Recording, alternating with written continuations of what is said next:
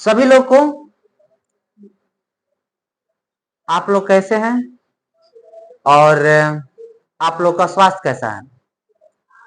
देखिए आज हम लोग 9th क्लास का ज्योग्राफी पढ़ने वाले हैं और 9th क्लास के ज्योग्राफी में क्या जानेंगे आज भारत का विशाल मैदान के बारे में जानेंगे कि भारत का विशाल मैदान कहां तक फैला है, ठीक ना, और इसके अंतर्गत कौन कौन से क्षेत्र आते हैं, आज यही जानने वाले हैं। यदि बात करेंगे हम कि जो भारत का विशाल मैदान है, भारत का विशाल मैदान, तो ये हिमालय और प्रायद्वीपीय भारत के बीच फैला हुआ है। प्रायद्वीपीय भारत कहने का मतलब क्या, तो बोल सकते हैं यहां पर हिमालय जो भारत है इस तरह से, ठीक ना, यहां से ये हिमालय हो जाता है, ये हिमालय यहां से लेकर प्रायद्वीपीय भारत तक फैला हुआ है और उत्तर का विशाल मैदान कहलाता है।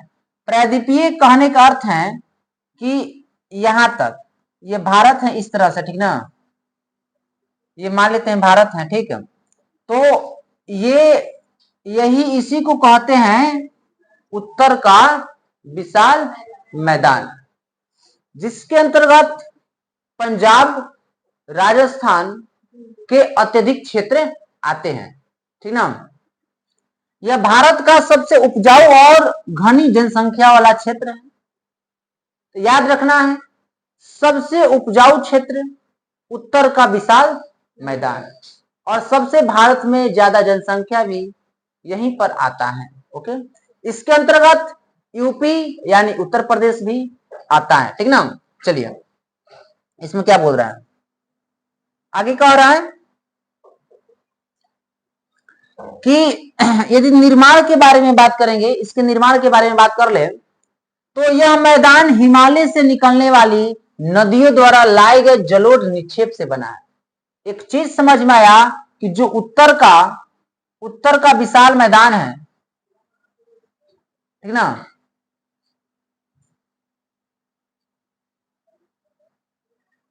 यार कैसे होगा जी, इसी तरह से कुछ है भारत का नक्शा, ठीक ना। उत्तर का जो विशाल मैदान है यहां पर, और ये है कौन सा पर्वत, हिमालय पर्वत, ध्यान समझिएगा।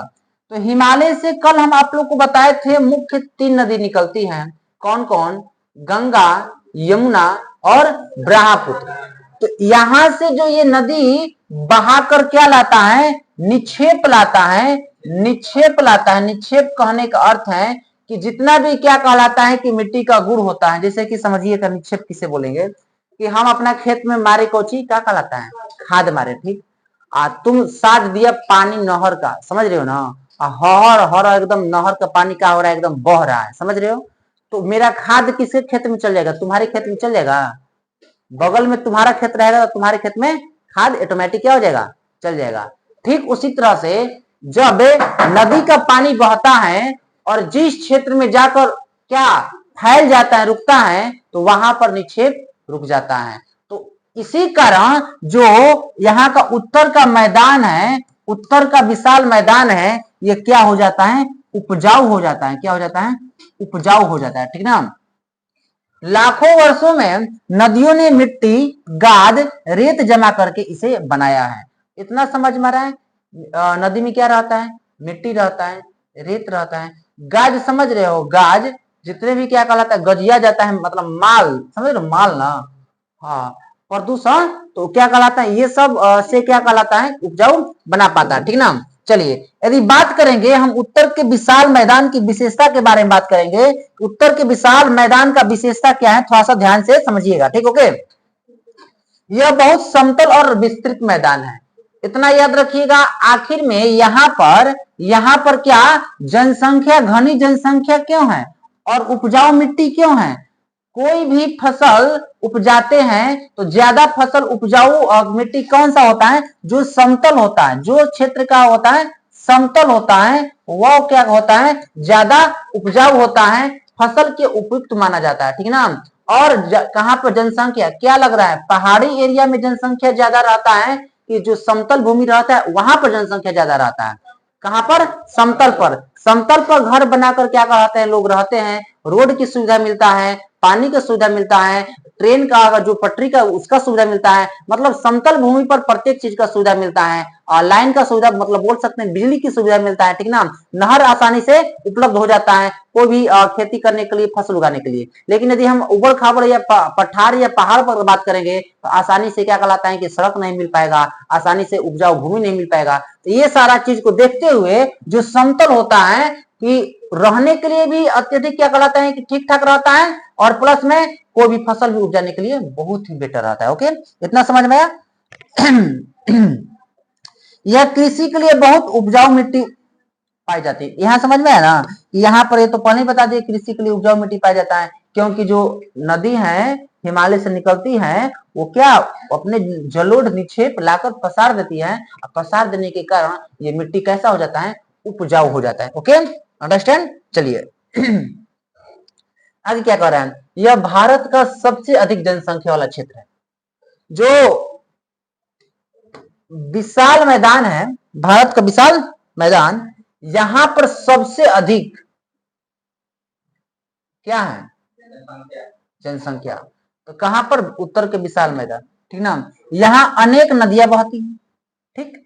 और यह मैदान पुराने जलोढ़ निक्षेपों से बना है। एक बार फिर से बता रहे हैं कि जो उत्तर का विशाल मैदान है इसका निर्माण किससे हुआ है, तो पुराने जलोढ़ से। किसे, पुराने जलोढ़ के निक्षेपों से। किसे, पुराने पुराने जलोढ़ के निक्षेपों से। एक चीज आप लोग को हम बता दें, थोड़ा सा सीख लीजिएगा, ठीक ना।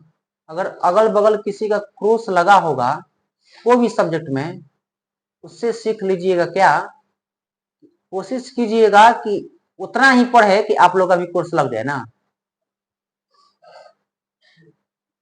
ठीक है। नहीं, इतना पढ़ना है कि कम से कम क्रॉस ना लगे। माही और लड़की में भी एक दो हैं और लड़का में भी एक दो हैं। उम्मीद करेंगे यदि लास्ट का 4 मंथ रहते हैं मेरे पास, लास्ट 4 मंथ आई मीन बोल सकते हैं अक्टूबर, नवंबर, दिसंबर, जनवरी, फरवरी तक, जब तक क्लास नहीं छोड़ते हैं, तो हम उम्मीद करेंगे हम 95% फेल आप नहीं होइएगा। 95% समझ रहे हैं ना, मतलब मेरा पड़ला भारी है। तो अभी से थोड़ा सा पढ़ाई पर ध्यान दीजिए और दूसरा चीज पर कम ध्यान दीजिए। अंडरस्टैंड। कल क्लास में नहीं आती सामने, परसों दिन। अच्छा, डेली थोड़ा सा आए कीजिए, दवा ववा खाकर। क्लास गई थी कल, क्लास वहां से।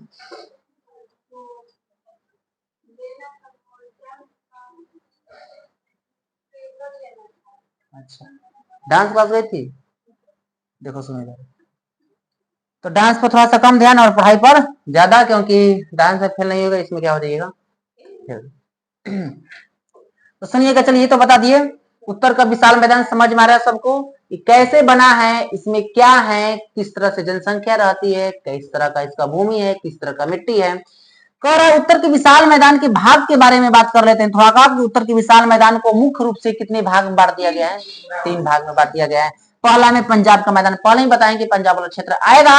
भारत में सबसे ज्यादा खेती जो गेहूं का होता है वहीं पर होता है पंजाब। वहां पर औरत भी खतरनाक तरीका से खेती करती है। ये नहीं वहां पर आता है कि औरत को घर में रखा जाएगा, नहीं, औरत बहुत ज्यादा मेहनत करती है। यह सिंधु तंत्र से जुड़ा हुआ है, जो सिंधु नदी घाटी है पंजाब उसी से क्या हुआ है, जुड़ा हुआ है, ठीक ना। जो सिंधु नदी निकलता है पंजाब से ही गुजरता है, ठीक। ओके, यहाँ 5 नदियों का क्षेत्र मिलता है। कौन कौन बताए थे आप लोग को, याद कीजिए। झेलम, चिनाव, रावी, सतलज, ब्यास। कौन कौन, झेलम, चिनाव, रावी, सतलज, ब्यास। पीछे क्लास में बताए हैं, और पंजाब से ही गुजरता है, इसीलिए इसे क्या कहा जाता है? पंजाब। पंजाब कहने का अर्थ होता है, इसे लिख लेना होगा, ठीक ना। पंजाब कहने का अर्थ क्या होता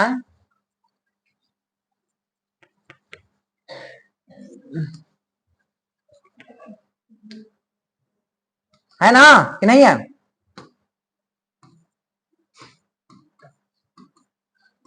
पंजाब का अर्थ क्या बोलेंगे? पंज मीन्स क्या हो जाएगा? 5 नदियों का आब। आब मतलब क्या होता है? संगम, समूह,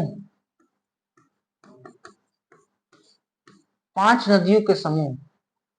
ओके, इसी को बोला जाता है पंजाब।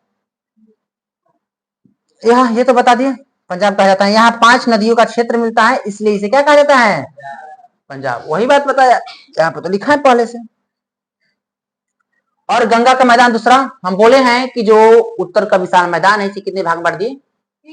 किसी को दिक्कत? श्वेता, उत्तर के विशाल मैदान के बारे में विस्तृत जानकारी दी आप लोग को, और इसके भाग के बारे में दे रहे हैं। अब पंजाब पहला दिए, पंजाब से कितने नदी होकर गुजरी? 5। और 5 वो बताए हैं, झेलम, चिनाव, रावी, सतलज, ब्यास। ये 5 झलकोरिया जो टाइप का होता है उसी तरह। अगर गंगा का मैदान बात करेंगे कि यह सबसे बड़ा और सबसे उपजाऊ भाग है। हम बात करें उत्तर के विशाल मैदान में, और उत्तर के विशाल मैदान में सबसे उपजाऊ भाग कौन सा आता है? गंगा का मैदान आता है। उपजाऊ इसलिए होता है कि गंगा नदी बहेगी, और गंगा नदी बहेगी तो निक्षेप लाएगी, जलोढ़ निक्षेप। और जहां पर जलोढ़ निक्षेप रहेगा, जलोढ़ मिट्टी रहेगा, उस वाले क्षेत्र में सबसे अधिक फसल उगते हैं। तो बोल सकते हैं क्या? वो वाला क्षेत्र सबसे ज्यादा उपजाऊ होता है। हाँ, जलोढ़ मिट्टी सबसे, कृषि के लिए सबसे अच्छा मिट्टी कौन सा बोलेंगे? जलोढ़। तो वही कह रहा है ना कि गंगा मैदान मतलब गंगा नदी बहेगा तो सबसे बड़ा हो जाएगा, और सबसे क्या कहलाता है? उपजाऊ। यही सबसे बड़ा है। यह उत्तर प्रदेश, बिहार, पश्चिम बंगाल आदि में। तो जो गंगा का मैदान है उसमें कौन कौन क्षेत्र आ जाएंगे? यूपी आ जाएगा, बीआई से क्या आ जाएगा? और पश्चिम बंगाल ना। 3 को क्षेत्र याद रखिएगा। ब्रह्मपुत्र का मैदान के बारे में बात कर रहे थे, यह असम में स्थित है। कहां पर? असम। हम बताए थे ब्रह्मपुत्र भी नदी कहां से निकलती है? हिमालय से निकलती है। और शुरू में ही बताए हैं हम कि जो हिमालय द्वारा नदी निकलती है, जलोढ़ निक्षेप लाती है, जिसके कारण उत्तर का विशाल मैदान उपजाऊ हो जाता है। ठीक, तो जो ब्रह्मपुत्र का मैदान है, यहाँ इस क्षेत्र में असम आता है, और यह चौड़ा, उपजाऊ और नदी प्रधान है। ये आज आप लोग को बताए कि भारत का उत्तर का विशाल मैदान, ठीक ना, और इसे कितने भाग में बांटा गया है? 3 भाग में। और उत्तर के विशाल मैदान के अंतर्गत पंजाब आता है, उत्तर प्रदेश आता है, बिहार आता है, पश्चिम बंगाल आता है, और हमारा एक असम आता है। जो 3 भाग में बांटा गया, किसे बांटा गया 3 भाग में? उत्तर के विशाल मैदान को। तो पहला भाग कौन सा था हम लोग का? पंजाब वाला क्षेत्र, जिससे 5 नदियां बहती हैं, झेलम, चिनाव, रावी, सतलज, ब्यास। दूसरा में बताए कौन सा? गंगा का। गंगा का मैदान सबसे उपजाऊ क्षेत्र है, और ये सबसे उत्तर के मैदान में सबसे बड़ा क्षेत्र आता है। इसके अंतर्गत कौन कौन आएगा? यूपी आता है, बिहार आता है, और पश्चिम बंगाल। और तीसरा हम लोग का आता है ब्रह्मपुत्र का यार ब्रह्मपुत्र मैदान, ठीक ना। और ये चौड़ा है, उपजाऊ भी है और इसमें असम आता है। इसका उपयोगिता है कि यहाँ पर कृषि अच्छा होता है, जनसंख्या बसावट है, ठीक ना। हम लोग जानेंगे इसके आगे अगले क्लास में, ठीक ना। तब तक आप लोग जुड़े रहिएगा और प्रैक्टिस करते रहिएगा। ओके।